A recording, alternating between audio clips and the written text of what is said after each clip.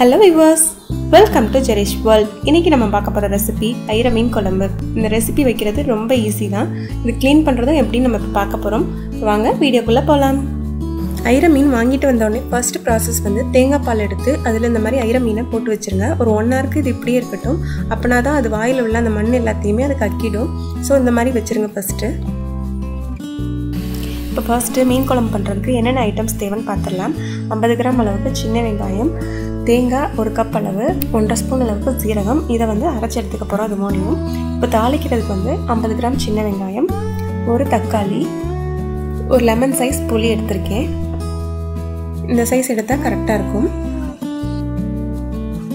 குழம்புத்தூள் வீட்டில் அரைச்சது, இது வந்து ஒரு 4 ஸ்பூன் எடுத்திருக்கேன். இதில் மல்லி, ஜீரகம், வத்தல் எல்லாமே சேர்த்து போட்டு அரைச்சது. பச்சை மிளகாய் வந்து ஒரு 3லேருந்து 4 எடுத்துக்கோங்க. தாளிக்கிறதுக்கு கருவேப்பிலை, அப்புறம் வெந்தயம் கொஞ்சமாக, கடுகு உளுந்த பருப்பு கொஞ்சமாக எடுத்துக்கோங்க. இவ்வளோ தான் தேவை. அடுத்து நம்ம மீனை வந்து எப்படி வாஷ் பண்ணுறதுன்னு பார்த்துடலாம். இப்போ இந்த மீன் இந்த மாதிரி ஒரு பாத்திரத்தில் போட்டு இந்த மாதிரி நல்லா அலசுங்க.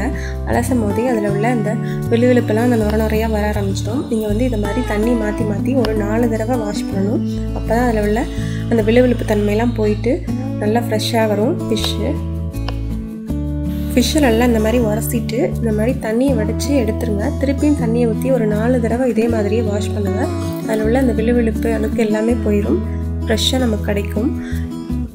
இப்போ 4 தடவை இந்த மாதிரி உரசி எடுத்ததுக்கப்புறமா கடைசியாக ஒரு தடவை உப்பு போட்டு உரசணும். அது வந்து மீன் குழம்புக்குள்ளே போடுறதுக்கு முன்னாடி அந்த மாதிரி உரசணும். நம்ம உப்பு போட்டு உரசனோம்னா மீன்லாம் சாக ஆரம்பிச்சிடும். இந்த மீனுக்கு வந்து நம்ம உயிரோடு இருக்கும் போதே குழம்புல போட்டால் தான் டேஸ்ட் நல்லாயிருக்கும். அதனால மீன் குழம்பு ரெடி பண்ணிவிட்டு அதுக்குள்ளே போடுறதுக்கு முன்னாடி நீங்கள் வந்து ஒரு தடவை உப்பு போட்டு உரசிடுங்க. இப்போ வாங்க எப்படி பண்ணுறதுன்னு பார்த்துடலாம். இப்போ ஒரு பாத்திரத்தை ஸ்டவ்வில் வச்சு ஸ்டவ் ஆன் பண்ணியாச்சு. பாத்திரம் ஹீட் ஆகிடுச்சு. இப்போ அதில் தேவையான அளவு ஆயில் ஆட் பண்ணிக்கலாம். நான் வந்து இன்றைக்கி மீன் குழம்புக்கு நல்லெண்ணெய் தான் ஆட் பண்ணியிருக்கேன். இப்போ ஆயில் நல்லா ஹீட் ஆகிடுச்சு. இதில் கொஞ்சமாக வெந்தயம் ஆட் பண்ணிக்கலாம்.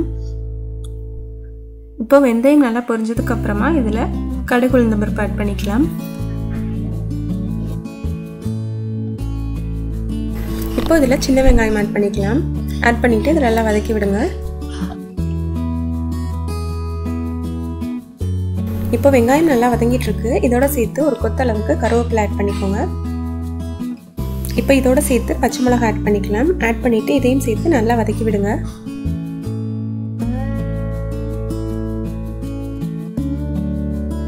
ஒரு 5லேருந்து 6 பல் அளவுக்கு பூண்டு ஆட் பண்ணிக்கோங்க. நான் இதை முன்னாடியே சொல்ல மறந்துருப்பேன் இன்க்ரீடியன்ஸ் சொல்கிறப்போ, அதனால் இதையும் சேர்த்து ஆட் பண்ணிக்கோங்க. இப்போ ஆட் பண்ணிவிட்டு இதை நல்லா வதக்கி விடுங்க.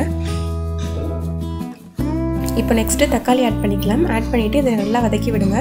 தக்காளி நல்லா மசிஞ்சு வர அளவுக்கு நல்லா வதக்கிடுங்க. இப்போ தேங்காய், வெங்காயம், சீரகம் அதை அரைச்சி இந்த மாதிரி பேஸ்ட் எடுத்து வச்சாச்சு. அது மாதிரி புளியும் நல்லா கரைச்சி தண்ணி மாதிரி வச்சாச்சு. இப்போ தக்காளி நல்லா வதங்கிருச்சு. இப்போ இதில் மசாலா ஆட் பண்ணிக்கலாம். நான் வந்து குழம்பு தூள் 4 ஸ்பூன் அளவுக்கு ஆட் பண்ணுறேன். இப்போ மசாலா ஆட் பண்ணதுக்கப்புறமா அது லைட்டாக ஒரு பரட்டி விடுங்க. இப்போ நெக்ஸ்ட் இதோட சேர்த்து அந்த தேங்காய், வெங்காயம், சீரகம் அரைச்சி அந்த பேஸ்ட் ஆட் பண்ணிக்கலாம். ஆட் பண்ணிவிட்டு இதையும் சேர்த்து நல்லா வதக்கி விடுங்க.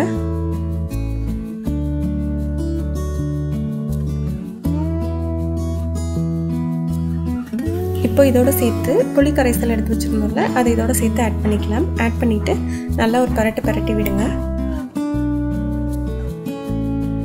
இப்போ இது நல்லா ஒரு பரட்டி விடுங்க. பரட்டி விட்டுட்டு அப்படியே வச்சுருங்க. இது நல்லா ஒரு கொதி வரணும். மசாலா வாடெல்லாம் போயிட்டு நல்லா கொதிச்சு வரணும். அப்போ தான் இது கரெக்டாக இருக்கும்.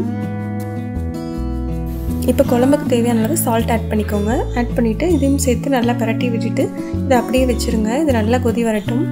தண்ணி வேணால் எக்ஸ்ட்ரா கொஞ்சம் ஆட் பண்ணிக்கலாம். அப்போ தான் அது கொதிக்கிறப்போ தண்ணி வற்றும். ஸோ அந்த டைமில் கரெக்டாக இருக்கும்.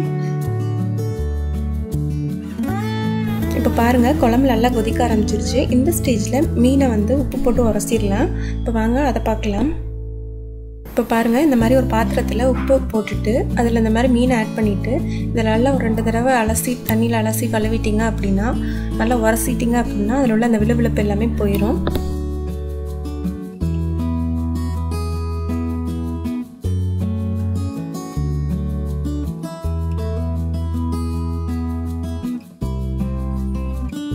உப்பு போட்டு உரசினதுக்கு அப்புறமா 2லேருந்து 3 தடவை நல்லா உரசி கழுவியாச்சு. இப்போ பாருங்கள், நல்லா ஃப்ரெஷ்ஷாக இருக்குது.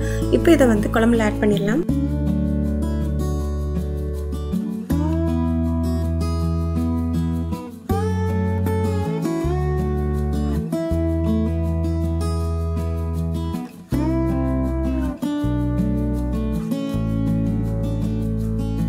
இப்போ பாருங்கள் குழம்புல மீன் எல்லாமே ஆட் பண்ணிட்டோம்.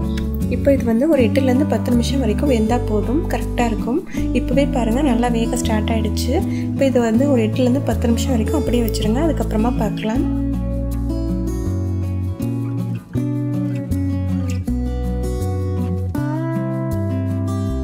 இப்போ பாருங்கள் ஒரு 10 மினிட்ஸ் ஆகிடுச்சு.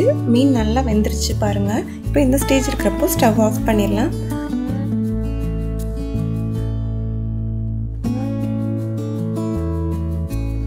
பாருங்கள் நம்ம மீன் குழம்பு எவ்வளோ சூப்பராக ரெடி ஆகிடுச்சுன்ட்டு. நம்ம ஆட் பண்ண ஆயிலெலாம் மேலே வந்துட்டு ரொம்ப டேஸ்டியாக ரெடி ஆகிடுச்சு.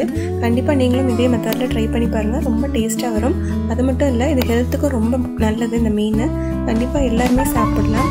கண்டிப்பாக நீங்களும் உங்கள் வீட்டில் ட்ரை பண்ணி பாருங்கள். ட்ரை பண்ணி பார்த்துட்டு எப்படி இருந்துச்சுன்னு கமெண்ட்டில் சொல்லுங்கள். இந்த வீடியோ பிடிச்சிருந்தா மறக்காமல் ஒரு லைக் பண்ணுங்கள், உங்கள் ஃப்ரெண்ட்ஸ்க்கும் ஒரு ஷேர் பண்ணுங்கள். இன்னும் நம்ம சேனலை சப்ஸ்கிரைப் பண்ணலாம், சப்ஸ்கிரைப் பண்ணுங்கள். ஃப்யூச்சர் அப்டேட்ஸ் பார்க்குறதுக்காக மறக்காமல் பெல் ஐக்கானை கிளிக் பண்ணுங்கள்.